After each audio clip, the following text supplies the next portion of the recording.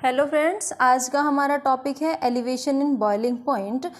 तो यहाँ पे देखिए क्या होता है, जब हमने वॉलेटाइल और नॉन वॉलेटाइल सोल्यूट सॉल्वेंट की बात की थी तो एक्चुअल में क्या था कि जब हमने प्योर सॉल्वेंट को लिया था, वो वेपर प्रेशर जो एग्जर्ट कर रहे थे वहाँ पे बहुत सारा वेपर प्रेशर वो एग्जर्ट कर रहे थे। लेकिन जैसे ही हमने उसके अंदर सोल्यूट की एंट्री कराई तो सोल्यूट की एंट्री के बाद हुआ क्या कि सोल्यूट के पार्टिकल्स ने सॉल्वेंट के पार्टिकल्स को दबा लिया, और दबाने के बाद जो अब इस टाइम पे टोटल वेपर प्रेशर है सोल्यूशन का वो कम हो जाता है as compare to pure solvent. तो यहाँ पे एक चीज़ सामने आती है, that is vapour pressure is inversely proportional to boiling point.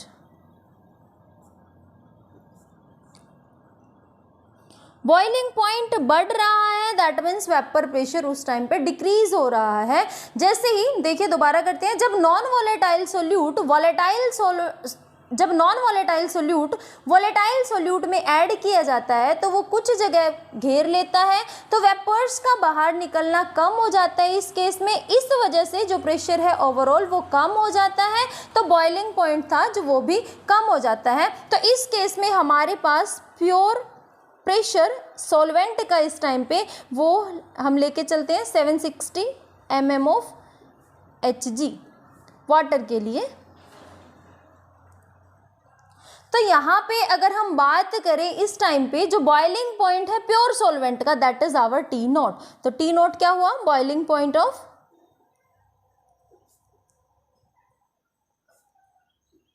Pure solvent, यानी जब तक उसके अंदर सॉल्यूट की एंट्री नहीं हुई है। और पी एस क्या है यहाँ पे, वो लेस देन होएगा 760 mm ऑफ Hg। ये हमने PS क्यों लिखा, क्योंकि ये सॉल्यूशन का है और सॉल्यूशन का कम हो जाता है हमारा प्योर स्टेट से, इसीलिए हमने लिखा है less than 760 mm of Hg। अब यहाँ पे जो हमारे पास TS है, TS क्या होएगा, बॉइलिंग पॉइंट ऑफ सॉल्यूशन। देखिए हम इसका ग्राफिकल रिप्रेजेंटेशन करते हैं तब हमें अच्छे से क्लियर होएगा। देखिए है क्या यहाँ पे, मान लीजिए ये देखिए हम ग्राफ बनाते हैं इसका।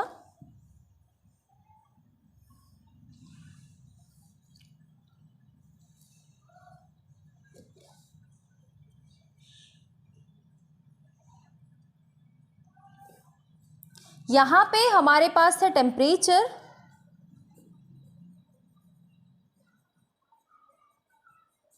और यहाँ पे हमारे पास है वेपर प्रेशर। हमने यहाँ पे ये लाइन ड्रॉ की है, ये केस है हमारा प्योर सॉल्वेंट का,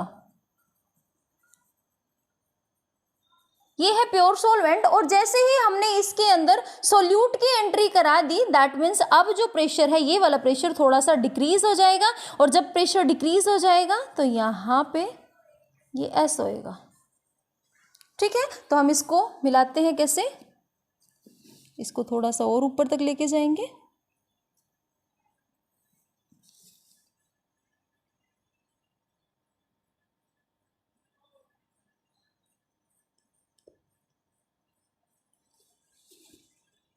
इसको नीचे तक मिलाएंगे, फिर हम इसको भी नीचे तक मिलाएंगे। देखिए ये केस क्या है, ये था हमारा प्योर सॉल्वेंट का, यानी कि जब तक उसके अंदर हमारे पास, इसको भी हम यहाँ से मिलाने की कोशिश करेंगे। ये देखिए ये प्योर सॉल्वेंट है जब तक हमारे पास उसके अंदर सॉल्यूट की एंट्री नहीं हुई थी, और ये जो स्टेट है ये है हमारी सॉल्यूशन के लिए। यानी कि अब जब हमने उसके अंदर सॉल्यूट को एंटर करा दिया है तो इस टाइम पे हमारा जो प्रेशर है वो डिक्रीज हो गया। देखिए पहले यहाँ था, अब प्रेशर थोड़ा सा डिक्रीज हो गया, टेम्परेचर और ऊपर तक जाएगा। दैट मीन्स ये है हमारा टेम्परेचर सॉल्यूशन के लिए और ये है हमारा प्योर स्टेट के लिए। देखिए दोबारा बात करते हैं, ये जो हमने लाइन ड्रॉ की थी पहले, ये था हमारा प्योर सॉल्वेंट का, जिस टाइम पे हमारे पास सॉल्यूट की एंट्री नहीं हुई थी। इस टाइम पे हमारा जो प्रेशर था वो प्योर सॉल्वेंट का था, किसी भी तरह के वेपर प्रेशर में किसी भी तरह का कोई भी डिक्रीज नहीं था। लेकिन जैसे ही हमने उसके अंदर सॉल्यूट की एंट्री कराई तो अब इस टाइम पे जो हमारा प्रेशर है वो डिक्रीज कर जाएगा, क्यों? क्योंकि हम इसके बारे में बात शुरू में कर चुके हैं कि हमारे जो सॉल्यूट के पार्टिकल्स है वो दबा लेते हैं सॉल्वेंट के पार्टिकल्स को। अब इस टाइम पे जो हमारा प्रेशर है वो डिक्रीज हो जाएगा, टेम्परेचर और ऊपर तक जाएगा, दैट इज आवर Ts और this is T not. That means कि वो वाला टेम्परेचर जब खाली प्योर स्टेट में ही सॉल्वेंट हमारे पास प्रेशर एक्सर्ट कर रहे थे। जो ये वाला डिफरेंस है इसको बोलते हैं हम डेल टी बी, यानी कि वो डिफरेंस जो हमारे टेम्परेचर में आया है सोल्यूट की एंट्री कराने के बाद। और जो ये है हमारे पास, ये था पी नॉट ऑफ ए, ये वाला पॉइंट, और ये वाला पॉइंट है हमारे पास पी एस यानी प्रेशर ऑफ सॉल्यूशन, ये लिखा हुआ है हमने।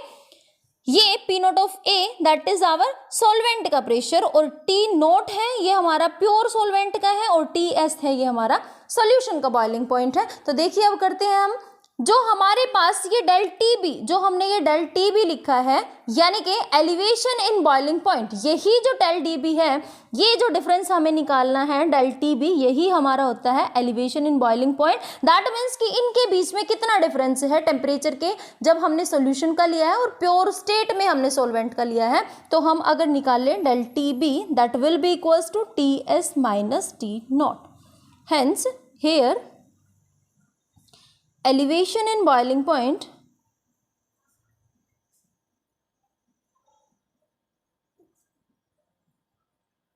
is equals to del T B। और जो ये वाला डिफरेंस है पी एस और पी नॉट ऑफ ए के बीच में, इसी को हम बोलते हैं, देखो प्रेशर में थोड़ा सा डिक्रीज आ रहा है और इसी को हम बोलते हैं relative lowering in vapour pressure. तो यहाँ पे देखो जो हमारा टी एस है टी नॉट के कंपैरिजन में बड़ा होएगा, तो हम इसको लिख सकते हैं that T S is greater than T naught. ठीक है, तो यहाँ पे हम लिखते हैं del T B is equals to T S minus T naught. तो यहाँ पे हमारे पास एक टर्म आती है दैट इज आवर मोलैलिटी। तो हम यहाँ पे लिखते हैं that del T B is directly proportional to m, और एम क्या है यहाँ पे? मोलैलिटी। और मोलैलिटी के बारे में हम पीछे डिस्कशन कर चुके हैं। तो यहाँ पे हम प्रोपोर्शनैलिटी का साइन हटाने के लिए कुछ ना कुछ कांस्टेंट यूज करेंगे, एंड दैट कांस्टेंट इज के बी एम। यहाँ पे जो के बी है वो हमारा मोलल एलिवेशन कांस्टेंट, इसको बोलते हैं मोलल एलिवेशन कांस्टेंट। पेपर में कई बार पूछ लिया जाता है कि molal elevation constant that is our K B, इसका दूसरा नाम क्या है? तो इसका दूसरा नाम होता है एबिलियोस्कोपिक कांस्टेंट।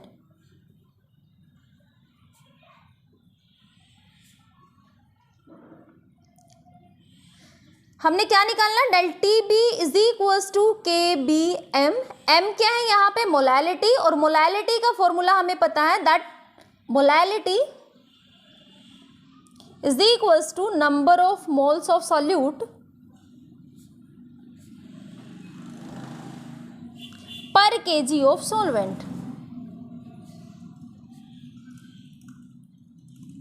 इसका मतलब क्या है? m is equals to number of moles of solute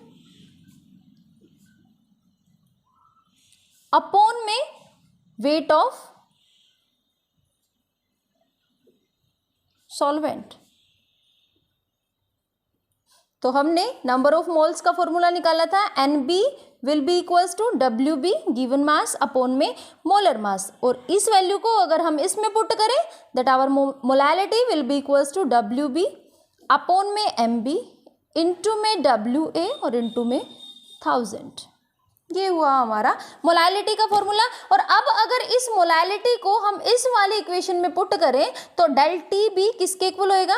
del T B will be equals to K B into W B upon में M B into W A और इंटू में 1000। ये होती है हमारी del T B. Del T B क्या है? Elevation in boiling point. K B यहाँ पे क्या है? मोलल एलिवेशन कांस्टेंट, या हम इसको बोलते हैं एबिलियोस्कोपिक कांस्टेंट। डब्ल्यू बी क्या है यहाँ पे? Weight of solute. M B क्या है यहाँ पे? Molar mass of solute. W A क्या है यहाँ पे? Weight of solvent multiply by 1000। और यहाँ पे देखो हम वैसे टर्म्स को लिखते हैं दैट इज आवर, अगर पेपर में आ जाए डिफाइन के बी, तो हम के बी को कैसे डिफाइन करेंगे? हम ऐसा बोल सकते हैं अगर हमारे पास ये सारी की सारी यूनिट ये किसके इक्वल है, मोलैलिटी के। अगर हमारी मोलैलिटी यूनिटी हो जाए तो हमारा जो एबिलियोस्कोपिक कांस्टेंट है that will be equals to elevation in boiling point. तो पेपर में आ जाए डिफाइन के बी, तो हम क्या लिखेंगे, K B molal elevation constant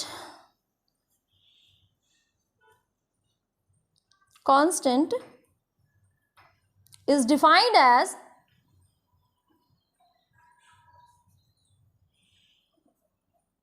the elevation in boiling point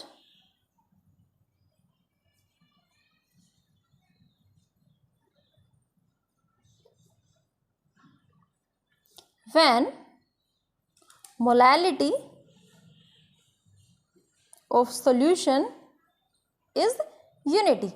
अगर हमारे पास सॉल्यूशन की मोलैलिटी यूनिटी हो जाती है तो हमारा जो मोलल एलिवेशन कांस्टेंट है ये हमारे पास एबिलियोस्कोपिक कांस्टेंट के इक्वल हो जाता है। तो हम इसको कैसे डिफाइन करेंगे कि जो मोलल एलिवेशन कांस्टेंट है ये एलिवेशन इन बॉइलिंग पॉइंट के इक्वल हो जाता है जब हम मोलैलिटी को यूनिटी लेके चले। तो ये कुछ ऐसा हो जाएगा, that is del T B will be equals to K B into M, और जो m है m, if m is equals to 1, अगर m हमारा 1 हो जाता है तो del T B will be equals to K B. और यही हमने डेफिनेशन के अंदर बोला है कि हमारे पास molal elevation constant elevation in boiling point के इक्वल हो जाएगा जब हमारे पास मोलैलिटी 1 के इक्वल है। अब हम बात करते हैं इसकी SI यूनिट की कि हमारे पास जो के बी है इसकी SI यूनिट क्या होएगी,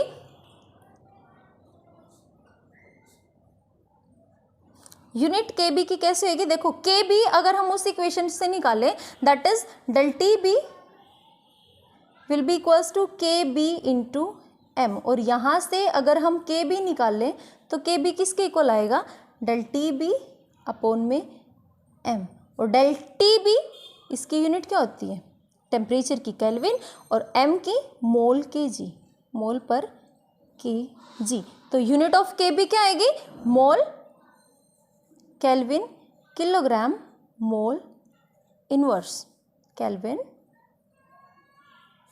किलोग्राम मोल इनवर्स। तो ये है हमारी के बी की SI unit that is kelvin kilogram mole inverse. Our next term is depression in freezing point। Depression in freezing point क्या होता है, देखिए लास्ट टाइम हमने एलिवेशन इन बॉइलिंग पॉइंट पे पढ़ा था कि वेपर प्रेशर जो होता है ये बॉइलिंग पॉइंट के इन्वर्सली प्रोपोर्शनल होता है, और जब कोई चीज़ बॉइलिंग पॉइंट के इन्वर्सली प्रोपोर्शनल है, बॉइलिंग पॉइंट और फ्रीजिंग पॉइंट का आपस में इन्वर्सली का रिलेशन होता है। अगर हमारे पास वेपर प्रेशर बॉइलिंग पॉइंट के इन्वर्सली प्रोपोर्शनल है तो vapour pressure will be directly proportional to freezing point. तो यहाँ पे एक टर्म आती है that is our triple point. Triple point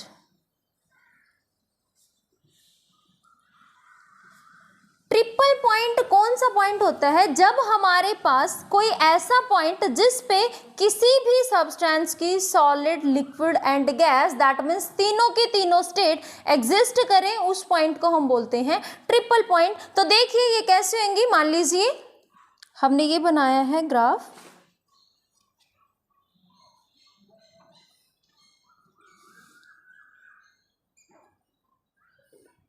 यहाँ पे है हमारा टेम्परेचर और यहाँ पे है हमारा प्रेशर।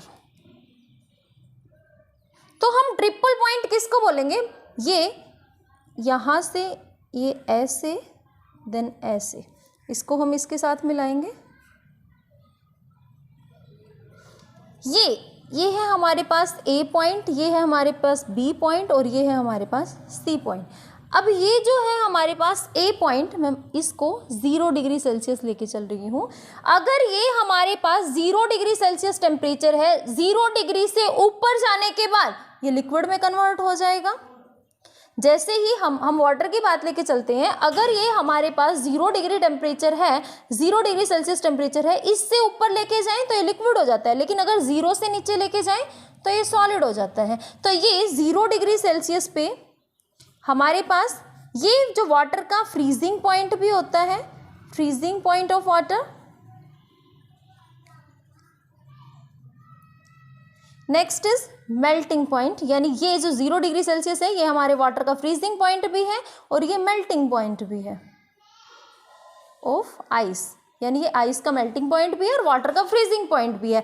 अगर हम 0 से बढ़ाएं तो ये मेल्ट हो जाएगी, अगर 0 से ऊपर लेके जाएं तो ये मेल्ट हो जाएगी, लेकिन अगर हम 0 से ऊपर लेके जाएं तो मेल्ट हो जाएगी, लेकिन 0 से नीचे लेके जाएं तो ये सॉलिड हो जाएगी। दैट मीन्स कि 0 एक ऐसी स्टेट है जिसपे दोनों की दोनों स्टेट ये एग्जिस्ट करेंगी। तो A is the point where solid and liquid both coexist. अब यहाँ पे हुआ क्या, when non volatile solute enters in the solution, जब हमारे पास नॉन वोलेटाइल सोल्यूट सोल्यूशन के अंदर एंटर करता है तो सोल्यूशन का वेपर प्रेशर डिक्रीज हो जाता है और सोल्यूशन का वेपर प्रेशर डिक्रीज होने के बाद जो सोल्यूशन का फ्रीजिंग पॉइंट है वो कम हो जाएगा as compare to their pure solvent. तो देखिए क्या होएगा यहाँ पे, देखो जैसे ही हम इसके अंदर सॉल्यूशन की एंट्री कराते हैं तो उस केस में ये डाउन चला जाएगा और ये हो जाएगा यहाँ पे ये वाली चीज़, ठीक है।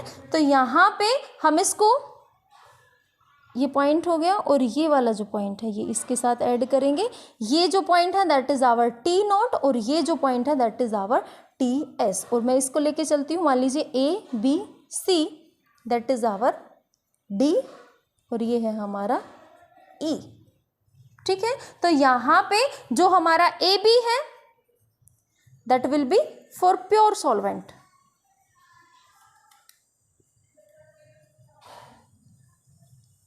ये जो ए बी है ये हमारा प्योर सॉल्वेंट का है और जो ये डी ई हुआ ये है हमारा सॉल्यूशन के लिए। ए सी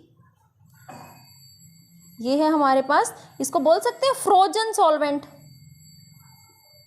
दैट मीन्स कि जब हमारे पास ये सॉल्वेंट सॉलिड स्टेट में आ गया, फ्रीज हो गया, या हम इसको सॉलिड सॉल्वेंट बोल सकते हैं, ठीक है।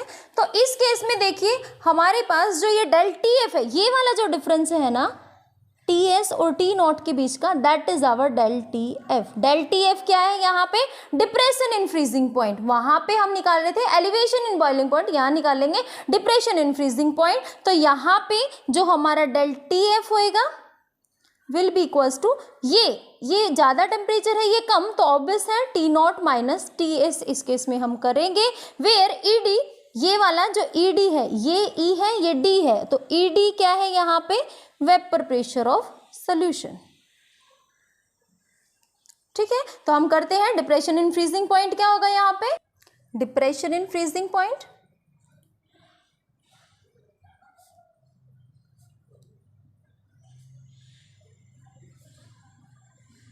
That is our del T F, और डेल टी एफ किसके इक्वल हुआ था, T naught minus T S. यहाँ पे जो हमारा टी एस होएगा that will be lower than T naught, तो यहाँ पे फिर से डेल टी एफ है, it will be directly proportional to molality, और प्रोपोर्शनैलिटी का साइन हटाने के लिए हम कोई ना कोई कांस्टेंट देंगे, दैट विल बी के एफ, और के एफ यहाँ पे क्या है, मोलल डिप्रेशन कांस्टेंट, वहाँ पे डेल टी भी था that was molal elevation constant, और यहाँ पे जो के एफ है that will B molal depression constant.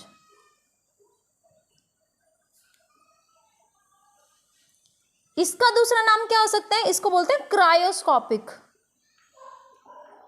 Constant, उसको हम बोलते थे एब्यूलियोस्कोपिक कांस्टेंट, इसको बोलते हैं क्रायोस्कोपिक कांस्टेंट। यहाँ पे वाटर के लिए के एफ की वैल्यू लेके चलते हैं हम, वहाँ पे 0.52 थी के बी की वैल्यू वाटर के लिए, और यहाँ पे के एफ की वैल्यू है, K F for water will be equals to 1.86 kelvin kilogram mole inverse. Units दोनों की सेम रहेंगी, के बी की भी और के एफ की भी।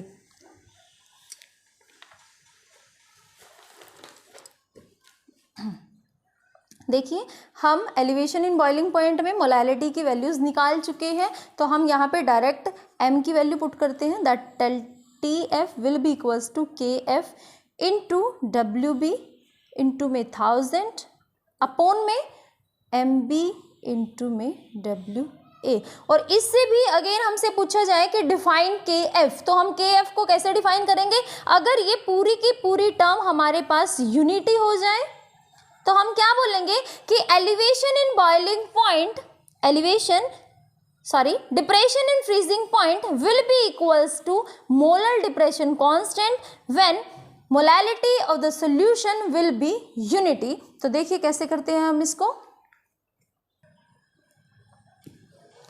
del TF will be equals to KF into M if M is equals to 1। अगर हमारा M 1 हो जाए तो क्या हो जाएगा? del TF will be equals to KF, और KF ही हमें डिफाइन करने को बोला है, define KF।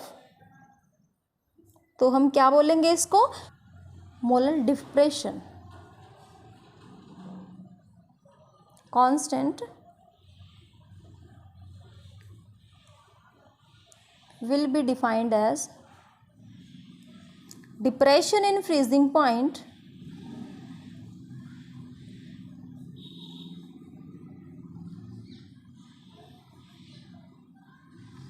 when molality of the solution becomes unity। यानी कि जब हमारे सॉल्यूशन की मोलैलिटी यूनिटी हो जाती है, 1 हो जाती है, तो हमारा molar depression constant depression in freezing point के इक्वल हो जाता है। तो ये था हमारा डिप्रेशन इन फ्रीजिंग पॉइंट। तो फ्रेंड्स आज के लिए इतना ही, नेक्स्ट मिलते हैं नई वीडियो में नए टॉपिक के साथ। तब तक के लिए बाय बाय, टेक केयर।